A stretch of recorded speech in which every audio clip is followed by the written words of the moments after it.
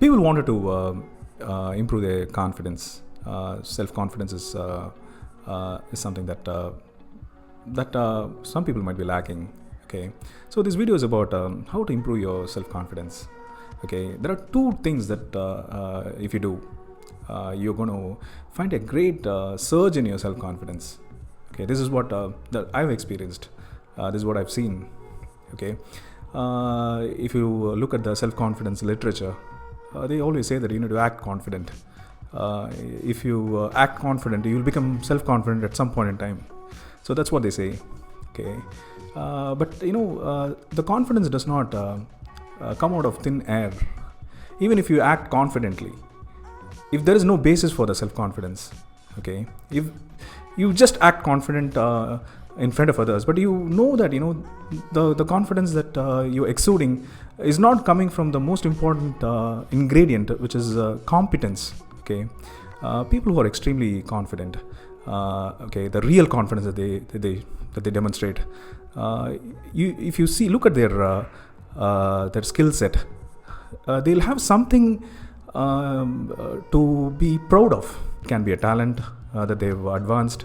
It can be a skill that they have nurtured to an extraordinary extent that they you can say that they have unrivaled competence in a particular area. Okay, for example, they might be able to talk English pretty well, or they might be able to manipulate mathematics like nobody else can, or they might be great at forging relationships with others. Okay, or they might be good at painting, or they might be good at drawing, or they might be good at discussions. Okay, so the confidence that they have comes from the skills or the competence that they have nurtured. Okay, so number one thing is if you're weak in a particular area, focus on that area and try to convert that into your strength. If you see daily progress in that area, okay, that is going to give you that confidence. It is not necessary that when you find others be good at a particular area, you should also be focusing on that area. See, we all have a diversity of skills and talents. Okay, so identify the area that you wanted to improve and give your 100% to it, and bring that to the highest extent of competence that is possible for you. Okay, then the confidence is going to be natural for you. You don't need to act confident to be confident.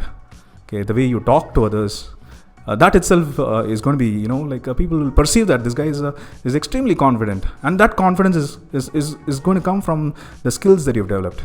Okay, if you look at Steve Jobs was highly confident. If you look at his speeches, or if you look at the way he talks to the technical people, you'll know that this guy is at the heights of confidence, because he's strong in design.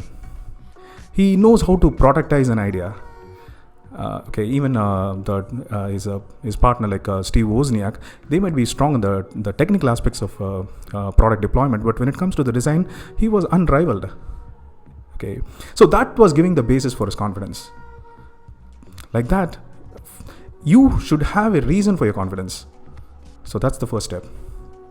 Number two thing to improve your self-confidence is the self-will that you have. Okay. In your own eyes, you should be a person who can fulfill the promises that you give to yourself. Okay, for instance, let's assume that you say that you want to get up at 5 a.m. in the morning, and but you're not able to resist the temptation of sleeping beyond the time. So it means that you're faltered in your own eyes. You are not able to fulfill the promises that you gave to yourself. Thereby, those instances, okay, of reneging on the self promises. Okay, reneging is like you're not fulfilling it. So you become a failure. So if you constantly make promises to yourself and you don't honor those promises, then you become less confident. Okay, so self-will is important. When you say that you're going to do something. If you say that to yourself that you're going to get up in the morning and you're going to go to the gym for a workout, then do it consistently. Okay, no matter what, you should be able to do it. If you do that, the self-confidence is going to go up. Okay, you'll be a person of confidence. Okay, the more you say to yourself, and the less you're able to act on your own words. So that's a recipe for for killing your self-confidence. If you do these two things, one thing is that identify the area where you would like to see improvements and give your 100% to it, and bring that to the heights of competence. That's the number one thing, because the confidence should have a basis. As I said, confidence cannot come from thin air.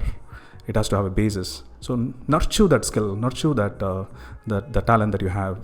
Okay, it can be in any area. Okay, that's number one thing. And second thing is that self-will is important. If you commit to something, do it. If you say that you're going to go to the gym and you're going to go do something, you do it. Okay. If you do these two things, then you're going to emerge as a person with great levels of self-confidence.